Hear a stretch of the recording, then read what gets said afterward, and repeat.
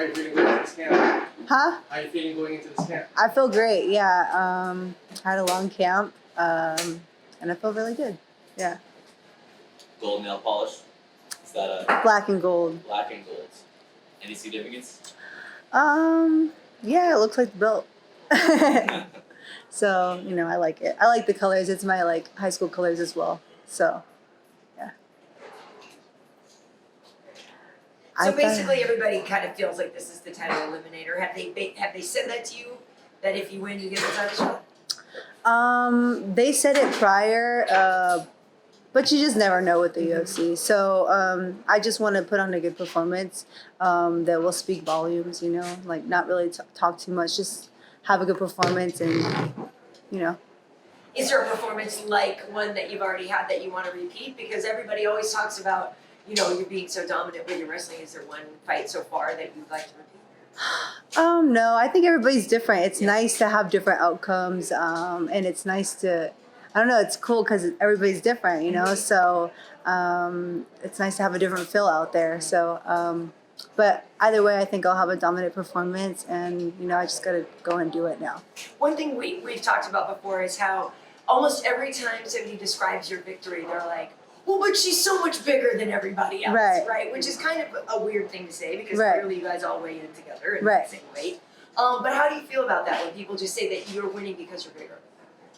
I mean, my skill really, you know, it's kind of speaks for itself. It's not really like the power or anything like that. Like I wouldn't say that, you know, I have more strength than whoever. It's just my skill level. I've been wrestling since I was 3 years old. So I hope I can, you know, pull something out that's really great, you know. So I do think I'm also, you know, strong. I don't think I'm not strong, you know, but I definitely feel like it's a lot of skill, you know, a lot of skill, years of doing it, years of wrestling with different bodies and knowing different bodies and working with different bodies. And so, you know, I think I just have more experience in that field.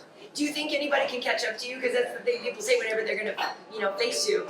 Oh, I better work on my takedown defense. It's like, well, like you just said, you've been doing it since 3. So. Yeah, you know, I think that, you know, they have ability to, you know, somewhat stop the first, you know, attack, but I have like multiple attacks. And so I think that's the trouble that they've had with me is just, I know with Alexa, she stated when they did the media with her afterwards, they're like, you know, I think they're like, oh, you know, is it because, you know, you're from Mexico and Mexicans, the wrestling's not as developed there? And she's like, no, I think I did everything right, but she's just really good at chaining her attacks together. And, you know, I remember looking back at the fight, I went and watched my fight again, and I was like, yeah, I was chaining really well against her, and that's kind of why it was hard for her to get back up to her feet.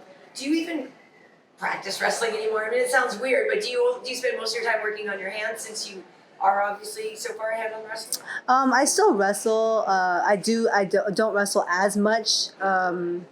Obviously, when I wrestled, but I do wrestle. I put that in there, and you know, I work on everything just like everybody else. But obviously, wrestling just comes a lot easier.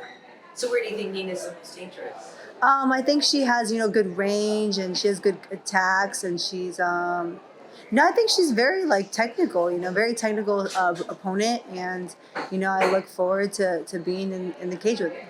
I mean, she has a great advantage, you know, fighting with the champion as a partner. You know what I mean? You know what I mean, with Amanda, she has a great training partner at all times. Right. So there's a great advantage too, and that whole champion mindset like just rubs off on you as well. Yeah. So, do you see that as any sort of you know thing that you have to contend with, that you don't have a champ in your midst that you're training with? That's so funny that you said that, because I remember talking about this not too long ago, and they were saying, you know, do you think she has an advantage training with the champion? And I was like, you know what, I think, you know, when you're around success, you learn the tools for success, right? But I've been around successful people and champions my entire life, so I've developed these tools over time. I don't need a current champion to show me what a champion needs to do in order to be a champion. That makes sense. I don't know if I said that right. Tatiana, there are other strawweights kind of making a case and campaigning for a title shot next, Correct. Michelle Waterson being one of them. Correct. Do you feel like you have to have an emphatic win? Do you think that maybe just getting a W is not enough on Saturday? Or do you think you need to kind of really hammer home that you're the next in line? You know, I go in there with the intent of always making an emphatic win, you know, always having an emphatic win. I never go in there like, man, you know what, I kind of want to edge it out, you know? So, you know, when I'm in there, I'm not going to be thinking about those things. I'm not going to be thinking about the belt. I'm going to be thinking about getting whoever it is out of there. So, you know, I think, you know, yeah, an emphatic win will help my case, and that's what I'm striving for. I always strive for that. It doesn't matter if it's my first fight in the UFC or if it's, you know, my last fight in the UFC. But do you, Go ahead. no, I was gonna say, do you think you have a better case though than Michelle at this point? Yeah, I do. Yeah. Yeah. You know, I'm beating people in a dominant fashion. Yeah. You know, she's kind of edging decisions out, you know. So I just think like my dominant performances speak for themselves, kind of thing, you know. So. A lot of people say, you know, Tatiana, she's the heavy favorite, and everyone's already looking ahead. You versus Jessica Andrade, getting excited.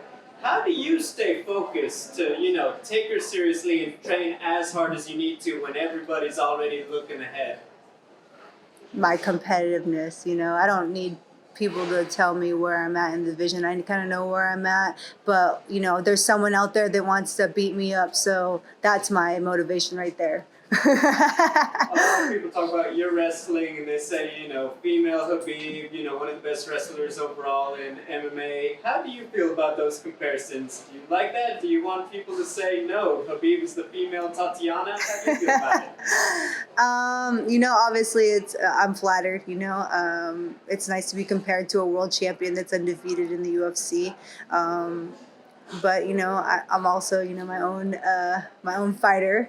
And you know, it's an honor. Like I said, it's an honor. But you know, we do things differently. But I think what they're more or less saying is that we're just really dominant in there. So. You touched on it before, you know, talking about, you know, who you train with. You're obviously up and coming, a lot of hype around you. You're based out of the Inland Empire, not known for having a big camp out there. Is there sometimes pressure when you're coming up to change it, or what is just that confidence you have in your team that they're going to carry you to the championship? My team is willing to work with me at any time of the day, and they will work hard with me. They will cut weight with me. They're dedicated to me. They love me, and they want me to succeed because I'm like, you know, their daughter. So I'm. Like I said in a previous interview, my team, I'm fully confident in them and their abilities to get me to where I need to be, and that's to become a world champion. Do you think the Rancho Quakes will have you throw out a first pitch? That'd be cool. Tatiana, how do the things that you learned surviving cancer translate to some of the things that you have to overcome when you're training in MMA? I think just having a positive mindset. I think a lot of times, you know, we go through these camps and sometimes, you know, things don't go our way during camp and we're like, man, I'm not ready. Or, you know, you have these like little things, these little battles with yourself. And I think what I learned with cancer is you always have to be positive in the, you know, the power of the mind and always having a good mindset and just willing to conquer, even when I don't feel well, even when I'm having, you know, a long day and it's like midweek and I'm like, dang, like I've gone, you know, I've had 5 days of hard work. Like I really need a break, you know, just pushing through those days and making the most of every single workout that I have. I know like I have to like mentally pump myself up for every workout, because if I just go in there and like go through the motions of that workout, that's a missed workout right there. So. And have you thought about the impact that you have on cancer survivors? Because when a person's seeing how strong you are and at what a high level you perform at, have you thought about the impact on people who are going through the same thing that you went through? Yeah, I always think about that. It's nice, you know, I always try to talk about that every single time, you know, I have an interview or anything like that. They usually bring it up themselves. I don't really need to talk about it, but yeah, it's nice to be kind of like an advocate, you know, for people that are they're going through cancer and they kind of feel run down. And, you know, I feel like it's nice to represent those people and kind of help bring them up with their fight as well. Because I know when I was going through it, I kind of retreated, and I did it a little bit by myself because I didn't want to worry my family too much, So it's nice to kind of uplift other people that are going through that battle right now. Tatiana, what do you think of Jessica Andrade's slam knockout of Rose? I totally called it. I bet it. No, I'm just kidding. No. I thought, it was a really good fight prior, before the slam. I thought, what everybody thought, that Rose was doing really well. But Andrade just didn't let her breathe, and she had a good game plan not to let her breathe. Really, I mean, just overwhelm her. So crazy ending.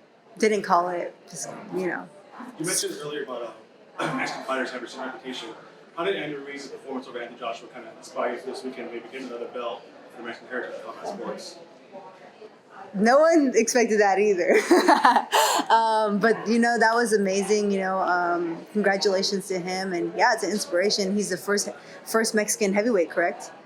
Yeah. So definitely, want to represent, and that's definitely an inspiration. The slam KO, what do you think Rose did wrong? What would you have done differently in that position? She was countering, obviously with the Kimura, and the first time she got slammed, I thought maybe she would adjust, maybe I shouldn't maybe I shouldn't hold on to this Kimura, and Jessica adjusted, and so she was able to slam her on the head. So I would have done something differently. I would have stepped to the side, but that's, for us if we ever end up fighting, I don't know. Andrade's strategy, which I mean is kind of a wrestling heavy strategy, does that work on someone like you who has that pedigree and that background? I don't think she wins scrambles against me. So that's kind of where I'm at with that. She has good initial wrestling, but her transitioning is not developed yet. Not as developed as mine. That's all. She's great. Not taking anything away from her. Obviously, she's a champ, But I just think my transitions are better and my scrambles are better than hers. I know that I don't want to get ahead of ourselves too much, but we talked about possibly getting to 125, and you're fighting in the same card as Valentina Shevchenko this weekend. Will you be paying any attention to that fight as well? I pay attention to all the women fighters, Maybe I'll do a trio. Maybe I'll be the first 3 division champions. I'm just kidding. Watch out, man. No, I'm just kidding. No, I'm just kidding. Could you do that? I mean, theoretically, I mean, if I gained a lot of weight. I mean, I naturally walk around at 130, so that's, I'd have to gain some weight. But yeah, I watch all the women, and I think, I could be competitive at any weight class. Maybe not 145, I don't know. Then I would really be I'm pushing it. But yeah. How hard is it for you to make the weight now? For you to 150, yes. It's around, I walk in 9 pounds over. So it's not that bad, yeah. Is there one food you miss the most though when you're good? I'm not a foodie. No. I enjoy good food. If I taste it, I'm oh, that's delicious, But I'm not a crazy foodie or anything like that. I'm kind of a bird, Right. I pick here and there. I'm just all day long. So what do you do though after a tough camp? Is there any kind of sort of reward you give yourself, or? I don't have anything in particular, but you know what? I always end up going to the airport, and I always pick up an Annie pretzel. I don't know, because it's right there. I'm oh, this is delicious. That's it. Yeah. I don't know. It's convenience right there. But you don't buy yourself anything after a fight or anything just to treat yourself? No. Good girl. I'm so boring. You're making me sound boring. No, it's smart. You're saving your money. It's good. Do you know Andy Ruiz at all? Because he's kind of around the same relative area that you're from, right? I don't know.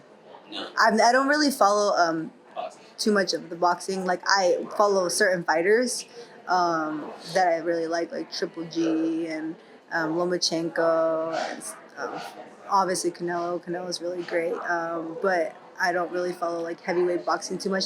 But I did watch the Tyson Fury and the Wilder fight, and that was insane. He was just from the dead. I'm oh my God.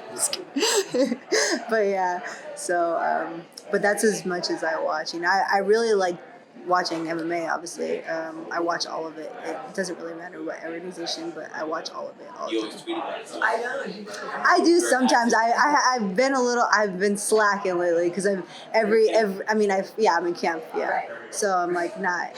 I go kind of quiet when I get in camp, and everybody's like, "Are you alive?" I'm like, "I'm here." Well, we've done UFC now together a lot. Have you gotten better, or not gotten better, but like sometimes people say after they've worked on something where they're analyzing fights, it actually made them a better fighter too. Mm-hmm. So have you learned anything through that process of looking at other fighters and breaking them down? Is there anything you've integrated for yourself? Yeah, I always do. I'll watch it. I'm like, oh, that's really cool. I'm gonna try that. You know, I'll go and try it at practice and stuff like that. I do that with everything. Like I'll watch like jiu-jitsu videos. I'm like, I'm gonna try this at practice today, and I'm like excited to go to practice and try it. I don't know. I'm a nerd. Is there anybody that you like get more inspiration from than anybody else? Like a favorite fighter? Or I have tons of favorites. Like they're all so great, so it's hard to pick like a couple. But you know. I don't want to name any names, but I love them all. They're all great, and I have great coworkers. Yeah. What are your thoughts on Ferguson versus Cowboy? It's a tough fight. It's a good fight. And I never, if you notice anything else about me, I never pick one fighter of the other because anything can happen in mixed martial arts. So I think it's gonna be a good fight, and I'm really excited. Dad Cowboy is a beast, so he's beasted it. Is that the fight you're most looking forward to on the card, or outside of your own, or is there another? I was gonna say I'm looking forward to mine the most. There's so many great fights. I can't choose one. But there's amazing fights, and I think everybody's gonna be really excited for this card. I know I am. It sucks that I'm gonna have to be in the back though. You're just about at 3 years with the UFC now. How would you kind of describe your progression? Are you happy with your career arc? Would you expect to be further along at this point? If, you had a long layoff right at the beginning. So Yeah. how would you kind of sum up your whole? This is so weird. You guys keep bringing up questions I like literally was thinking of the other day. I was like in the car with my boyfriend, and I was like, man, I feel like if it wasn't for that stupid shoulder surgery, I would have had the belt already. But everything happens for a reason, and I think I got stronger in a lot of areas. So I think it would, it's. You always like wish like I didn't have that layoff, but I think it made me stronger and a better athlete. So I think that's I feel very confident. I think I've had a good career so far, and I just want to continue to be dominant and put on great fights for the fans. If the UFC does decide to go with Michelle for the next title shot, will you continue to fight, or will you just wait out if you win this fight? No, I'll fight whoever. I don't like long layoffs. I know I had a long layoff, and that was just because there wasn't the matchups that they wanted for me, I guess. And but I like to stay busy, and a lot of times, like I was bothering them, and I was like, hey, I'll go to 125, and I'll fight anybody. I'll fight number 30 at 25. I didn't really care who I was gonna fight. I just wanted to fight because I'm very like. It's so funny because I go into fight week and I'm like, oh man, I have to cut weight. And then I'm like, oh wait, I already did that. Now I'm gonna fight. This is exciting. And then I'm like, and then I fight. I'm like, oh no, it's over. I gotta do it all over again. I'm like sad because I have to like wait to fight again. I'm like, dang it, it's gonna be months. But I'll fight. It doesn't matter. I love fighting. Your success, for those of us that have been following, it's almost kind of expected. You've been pegged as a potential champion since you were on Tough. For a fighter like Nina, she's almost fighting on borrowed time. She was almost getting out of MMA, and now she's on a 4-fight winning streak. Do you see any danger in a fighter like that who's sort of pushing above their pay grade for so long? I find everybody dangerous, whether they are on a 5-fight winning streak or a 5-fight losing streak, I take everybody seriously the same. I think of them as the best in the world, and they're trying to take it from me. And my mentality is just to go out there and dominate and implement my game plan and do what I've been doing since a really young age, and that's win. Tatiana, you were saying how much you love to fight. Now, there's other fighters like Donald Cerrone who talk about how they get sick with fear before a fight. But you're saying you don't have that? I don't get scared. No. But I think it's just because I've been doing it for so long. And I'm like, at the end of the day, you know, if anything bad happens to me, I'm like, well, my family loves me, my friends love me, you know. I'm like, what's the worst outcome, you know? Like, I don't really care, and I just go out there and have fun and like just soak up the moment, because I've spoken a little bit about this before too, you know, in like my Instagram post or something like that, that when I was wrestling, I just thought I was going to be wrestling till, you know, I was probably like 30 years old or something like that. And that it didn't end up going that way. I didn't end up being the Olympic champion that I knew I could have been. I didn't win multiple world medals like I thought I was going to be able to win.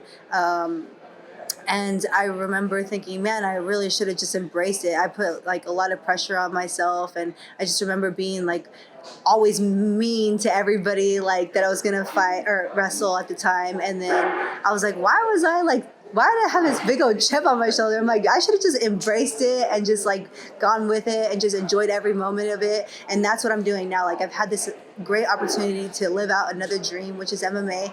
And, you know, same goal, be the best in the world.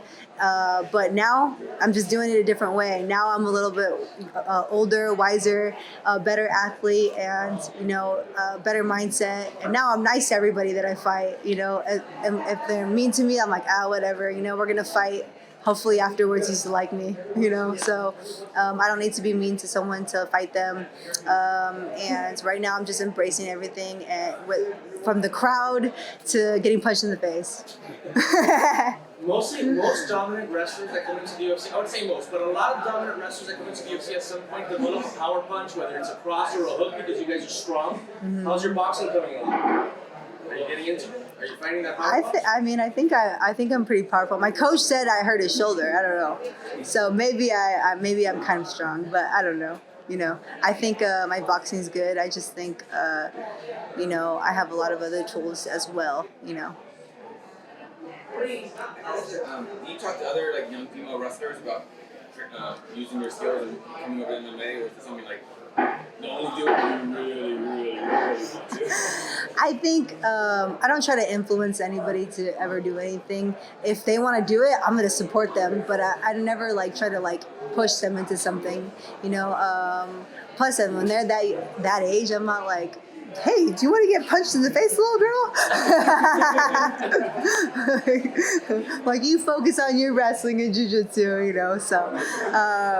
And then, you know, they end up doing the stand-up, like, pancration and stuff like that. But, you know, save your brain for as long as you can, you know, so. Yeah. Are there any young high school, college female wrestlers that you go, man, if they transfer over to MMA, they get big shots? Yeah, there's this girl, Victoria Anthony. She's a wrestler, and I was like, man, if they open up an atomweight, she's gonna be a little beast. So yeah, I think if they did open an atomweight, she said she would try to get into the UFC and end up fighting. You guys are good. Thank you guys.